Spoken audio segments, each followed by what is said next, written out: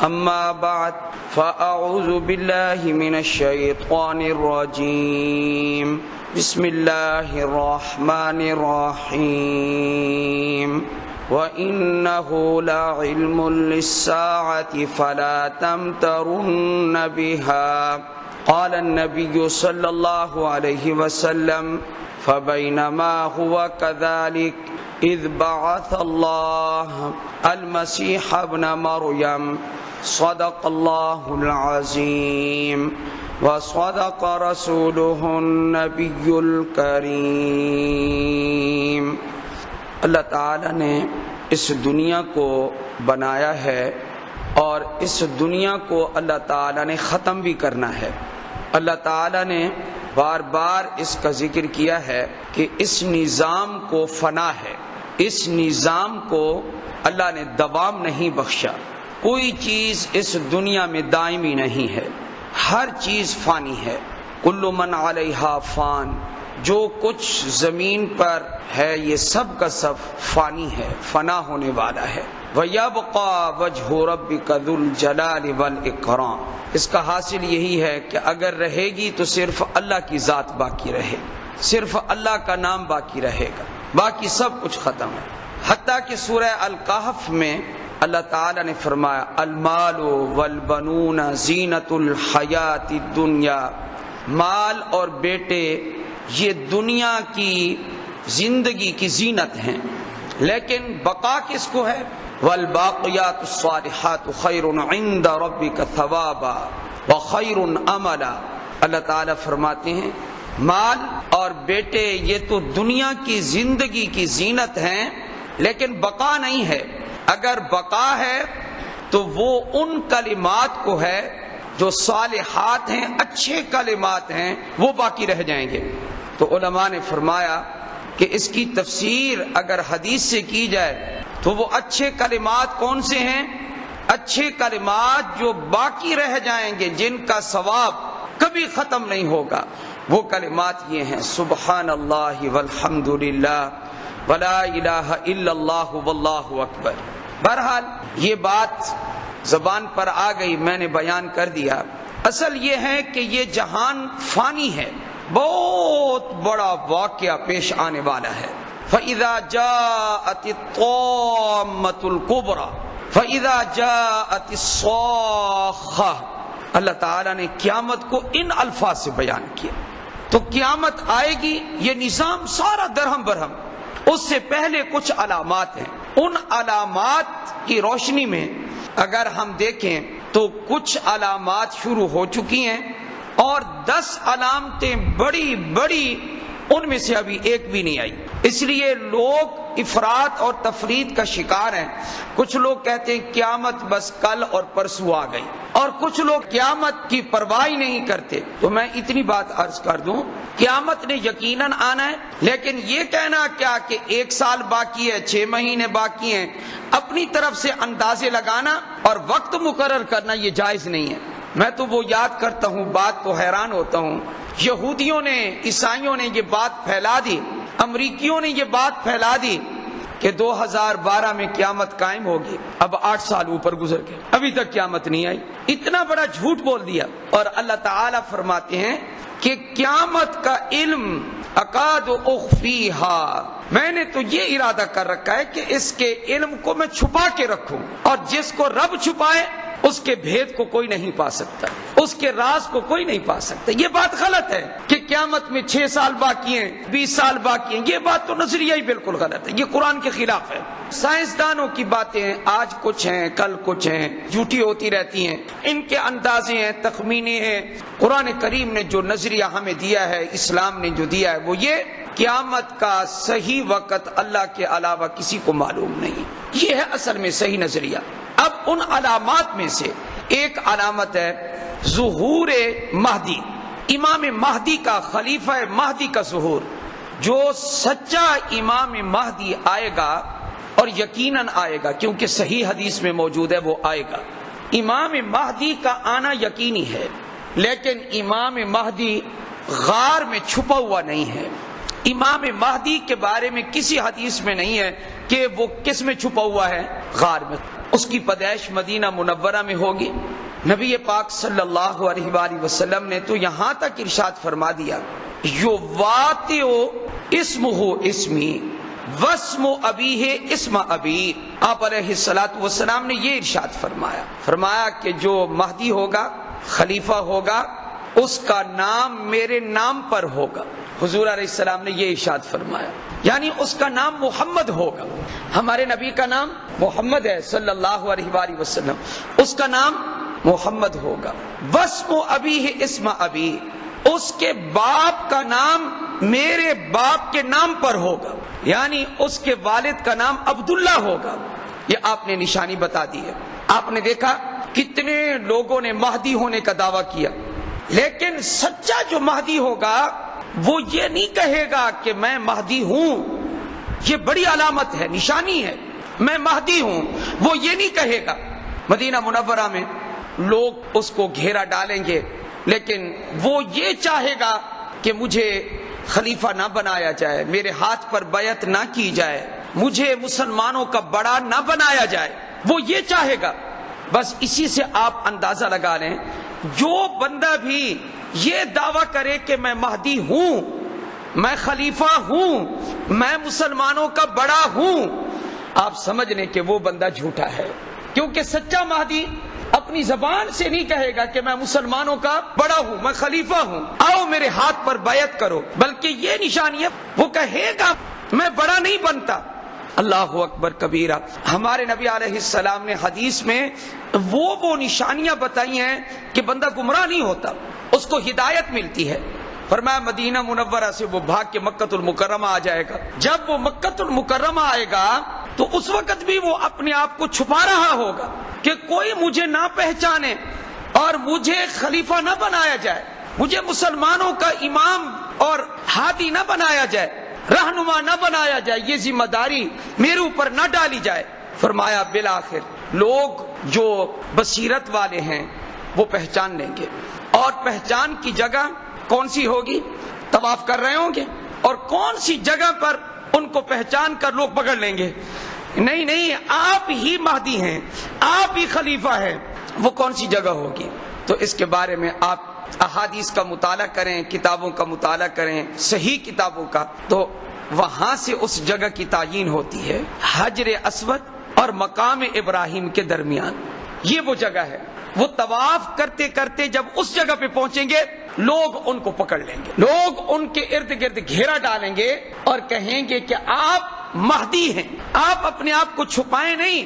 خدا را اس وقت پورے جہان میں فساد پھیلا ہوا ہے۔ حالات کیا ہوں گے؟ حالات وہی بنتے جا رہے ہیں۔ نبی پاک صلی اللہ علیہ وآلہ وسلم نے فرمایا مہدی کا ظہور اس وقت ہوگا، لوگ اس وقت اس کو پہچانیں گے جب زمین پوری کی پوری ملئت جورم و ظلمن، پوری روئے زمین پر ظلم ہی ظلم ہوگا۔ یہ وہ وقت ہوگا، روئے زمین پر ظلم ہوگا۔ آپ اگر شرعی ظلم کو دیکھیں تو ظلم دن بدن بڑھتا جا رہا ہے۔ یہ کرونا کے حالات آپ دیکھیں، اس میں لوگوں نے کیا کیا ظلم کیا اپنے محتاطوں پر۔ جو کوئی افسر ہے، کسی شعبے کا بڑا ہے، اس نے اپنے محتاط پر ظلم کیا ہے، اس نے زیادتی کی ہے، اور یہ ظلم کی شرح بڑھتی جا رہی ہے۔ اور حضرت صلی اللہ علیہ وآلہ وسلم کا ارشاد ہے ملئت جورم و ظلما، زمین ظلم سے اٹی ہوئی ہوگی، بھری ہوئی ہوگی۔ اس وقت کس چیز کی ضرورت ہوگی؟ اس وقت دعوت کی ضرورت نہیں ہوگی، اس وقت دعوت کا ذکر ہی نہیں ہے۔ اے لوگوں مسلمان ہو جاؤ۔ اس وقت امام مہدی جب آئیں گے ایک ہی کام کریں گے، اس کام کا نام کیا ہے؟ اس کا نام جہاد ہے۔ امام مہدی کیا کریں گے؟ جہاد کریں گے۔ امام مہدی کو جب شہرت ملے گی، ایک لشکر ملک شام سے آئے گا ان سے لڑنے کے لیے۔ اور اگر آپ حضرات جغرافیہ دیکھیں تو آپ کو پتہ چلے گا کہ شام سے آنے والے لوگ مکہ المکرمہ کی طرف، ان کو مدینہ طیبہ درمیان میں پڑتا ہے، ذوالحلیفہ کے قریب ایک جگہ پر وہ پورا کا پورا لشکر اللہ تعالیٰ دھنسا دے گا زمین کے اندر، اور امام مہدی کی حفاظت فرمائے۔ امام مہدی کو ختم کرنے کے لیے لشکر کہاں سے چلے گا؟ ملک شام سے۔ آج ملک شام کے حالات دیکھ لو، ظلم سے بھرا ہوا ہے، بوڑھوں کو، بچوں کو، عورتوں کو قتل کیا جا رہا ہے، یہ حالات بن رہے ہیں۔ اس کے علاوہ آپ اور دیکھیں کہ حضرت امام مہدی رحمت اللہ علیہ، ان کے ساتھ ایسے ایسے لشکر بھی ملیں گے جو ان کے لشکر میں شامل ہوتے جائیں گے۔ یہ توجہ طلب بات ہے جو میں عرض کر رہا ہوں۔ یعنی ایک لشکر تو وہاں سے آیا تھا نا لڑنے کے لیے، اللہ نے اس کو زمین میں دھنسا دیا۔ کچھ لشکر ایسے ہوں گے جو امام مہدی کے ساتھ آ کر مل جائیں گے، یعنی ان کے لشکر میں شامل ہو جائیں گے۔ وہ لشکر، حدیث پاک میں الفاظ موجود ہیں، وہ مشرق سے لشکر چلے گا، خراسان سے لشکر چلے گا، جھنڈے اس کے کالے ہوں گے، خراسان سے لشکر چلے گا، وہ امام مہدی کے لشکر کے ساتھ مل جائے گا۔ اور ساتھ ہی ایک بات اور سنیں کہ مشرق، یہ کون سا علاقہ ہے جو مشرق ہے؟ یہ مشرق کا علاقہ یہ وہ ہے جہاں ہم بس رہے ہیں۔ یہاں کے لشکر کس کے لشکر کے ساتھ شامل ہو جائیں گے؟ امام مہدی کے لشکر کے ساتھ۔ یہ بڑا نکتہ ہے، یہ بات یاد رکھیں۔ سیاست سے آپ کو کامیابی ہوگی، جزوی ہوگی۔ آج ایک لفظ اپنے سینے پر اور دل کی تختی پہ لکھ لیں، اگر پوری دنیا پر اسلام غالب ہوگا اور کامیاب ہوگا، اس کا واحد راستہ ہے جہاد، اس کے علاوہ کچھ نہیں ہو سکتا۔ اور الحمدللہ امام مہدی نے کیا کام کرنا ہے؟ جہاد کرنا ہے، اور جہاد سے انشاءاللہ میرے پاک نبی صلی اللہ علیہ وآلہ وسلم نے ارشاد فرمایا، یملک العرب رجل من اہل بیتی، عرب پر حکومت کرے گا۔ کون حکومت کرے گا؟ میرے گھرانے کا ایک بندہ حکومت کرے گا۔ یہ مہدی کس کے خاندان سے ہوگا؟ بی بی فاطمہ کے خاندان سے ہوگا، اور بی بی فاطمہ حضور کی بیٹی ہیں۔ حضور نے فرمایا میرے خاندان کا بندہ عرب پر حکومت کرے گا، اور پوری دنیا پہ اس کا چرچا ہوگا، اور زمین کو وہ عدل سے ایسے بھر دے گا جیسے کہ وہ زمین ظلم سے بھری ہوئی ہوگی۔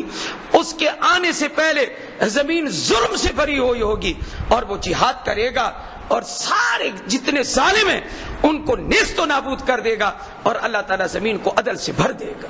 ایک وقت آئے گا اسلام کا چرچا ہوگا، مال اتنا زیادہ ہو جائے گا امام مہدی کے دور میں۔ وہ کیا کرے گا؟ لوگوں کو کہے گا جو بھی حاجت مند ہے میرے پاس آئے، میں اس کی ضرورت پوری کروں، میرے پاس بڑا مال ہے۔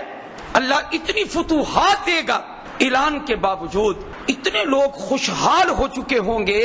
اور زمین کے بارے میں لکھا ہے دانا جو ڈالیں گے، بیج ڈالیں گے، ذرا برابر بھی وہ اپنا بیج نہیں روکے گی، پوری فصل دے گی، اور آسمان پوری بارش برسائے گا، اور موسلا دھار بارش برسائے گا۔ بڑے لوگ خوشحال ہو چکے ہوں گے۔ امام مہدی اعلان کریں گے، کیا کہیں گے؟ آؤ لوگو، آؤ آؤ آؤ، آ کر اپنی حاجت بیان کرو، میں پیسے دیتا ہوں، میں رقم دیتا ہوں، سونا چاندی ضرورت ہے وہ لے لو۔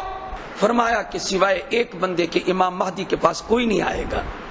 کیا ہوگا؟ ہمیں ضرورت، اتنے خوشحال ہو جائیں گے لوگ، اور وہ لپیں بھر بھر کے نبی علیہ السلام نے فرمایا لوگوں میں مال تقسیم کرے گا تو لوگ خوشحال ہو جائیں گے نا۔ پھر جب اعلان کریں گے تو ایک بندے کے علاوہ کوئی نہیں آئے گا، لپیں بھر بھر کے لوگوں کو دے گا۔ آپ علیہ السلام نے فرمایا لپ جو بھرے گا تو دے گا، وہ گنے کا نہیں کہ کتنے دیے اور کتنے میں نے نہیں دیے۔ یہ وہ دور ہے، اتنا اچھا دور انشاءاللہ آئے گا، اور مسلمانوں کو غلبہ ہوگا، مسلمان خوشحال ہو جائیں گے۔ صبح کی نماز کا وقت ہوگا، دجال کا بھی خروج ہو جائے گا، دجال بھی آئے گا، اس کی سیدھی آنکھ نہیں ہوگی، اور ابھرا ہوا ایک حصہ ہوگا، جس طرح انگور ابھرا ہوا ہوتا ہے، اس طریقے سے گندا اس کا چہرہ ہوگا، اس کے ماتھے کے اوپر لکھا ہوا ہوگا کافارا۔ کافارا یہ کافر ہے۔ حضرت عیسیٰ علیہ السلام آسمان سے اتریں گے۔ حضرت عیسیٰ علیہ السلام آسمان پر زندہ سلامت موجود ہیں یا نہیں ہے؟ ایسے لوگ آپ کو گمراہ کریں گے ٹی وی پر، آپ کے عقیدے کو چٹ کر جائیں گے۔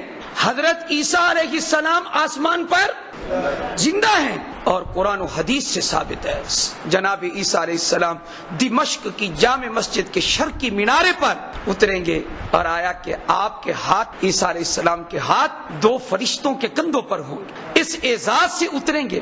صبح کی نماز کا وقت ہوگا، صفیں بن چکی ہوں گی، حضرت امام مہدی رحمت اللہ علیہ نماز کے لیے تیار ہوں گے، جب دیکھیں گے کہ حضرت عیسیٰ علیہ السلام کا نزول ہوا ہے، آپ اترے ہیں، آپ ان کو دعوت دیں گے، آپ کیا کہیں گے؟ آپ نماز پڑھائیں، عصر کی نماز کا وقت نہیں ہوگا، صبح کی نماز کا وقت ہوگا، آپ کہیں گے نماز پڑھائیں، حضرت عیسیٰ علیہ السلام کہیں گے نہیں، یامر بعضکم علی بعض، یہ امت تمہاری بڑی عجیب امت ہے، تمہارا بعض پر امیر ہے، میں تو امتی بن کر آیا ہوں، میں نماز پیچھے پڑھنے کے لیے آیا ہوں، میں نماز پڑھانے کے لیے نہیں آیا۔ امام مہدی کی اقتدا میں حضرت عیسیٰ علیہ السلام نماز ادا فرمائے، اور لکھا ہے کہ ایسے اتریں گے، اللہ اکبر کبیرہ، آپ کے بال مبارک کندھے تک لٹکتے ہوں گے، حضرت عیسیٰ علیہ السلام کے بال، اور ایسے لگے گا کہ تازہ غسل کر کے آئے، اور آپ کے بارے میں لکھا اذا رفع راسہ، جب آپ یوں بیٹھے ہوں گے اور اپنا سر اوپر اٹھائیں گے، فرمایا موتیوں کی طرح جو پانی کے قطرات ہیں وہ نیچے گریں گے، اس طریقے سے تازہ غسل حضرت عیسیٰ علیہ السلام کا۔ حضرت عیسیٰ علیہ السلام کو اللہ تعالیٰ نے ایک عجیب معجزہ دیا ہوگا، وہ یہ حضرت کا جو سانس ہے، آپ کی سانس جب باہر نکلے گی تو وجود مبارک سے اس میں ایک اللہ نے تاثیر پیدا کی ہوگی، مسلمانوں کو پہنچے گی، مسلمان خوش ہوں گے، لیکن وہی سانس جب اس کا اثر کہاں کہاں تک پہنچے گا، فرمایا دور دور تک پہنچے گا، اور دنیا بھر میں جہاں جتنے کافر بس رہے ہوں گے، حضرت کی سانس وہاں تک پہنچے گی، ہر کافر مر جائے گا، اللہ اکبر کبیرہ، کافر زندہ نہیں رہے گا، اب رہ جائے گا دجال اکبر، یہودی ہوگا۔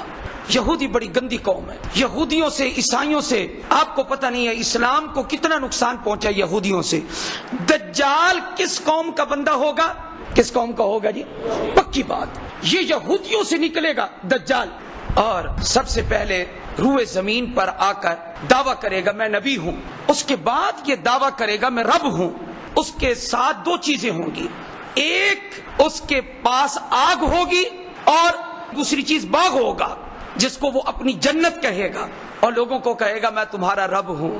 اللہ تعالیٰ بھی ڈھیل دے دے گا، آسمان کی طرف اشارہ کرے گا، بارش برسے گی، زمین کو اشارہ کرے گا، پیداوار ہو جائے گی، لوگوں کو کہے گا دیکھو میں تمہارا رب ہوں۔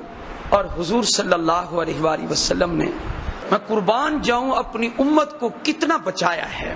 فرمایا وہ جتنے بھی شعبدے تمہیں دکھائے نا، جتنے بھی کرتب تمہیں دکھائے، وہ رب نہیں ہے۔ میں تمہیں اس کی ایک نشانی بتاؤں، حضور علیہ السلام نے فرمایا وہ کانا ہوگا، کانا ہوگا، اور یاد رکھو وَأَنَّ رَبَّكُمْ لَيْسَ بِأَعْوَرٍ، اور تمہارا رب کانا، اونچی اونچی بولے، رب ہمارا کانا نہیں ہے، وہ کانا ہے، ہمارا رب بے عیب ہے، وہ سبحان ہے۔ سبحان کس کو کہتے ہیں؟ پاک ہے، تو وہ ہر قسم کے عیب سے پاک ہے۔ تو اللہ تعالی ہمیں اس کے شر سے محفوظ رکھے۔ اگر مجھے اللہ نے توفیق دی زندگی باقی، اگلا جمعہ پھر یہیں سے شروع کریں گے انشاءاللہ۔ اللہ تعالی تمام فتنوں سے حفاظت فرمائے، اور اللہ تعالی ہمارے دین اسلام کو غالب فرمائے۔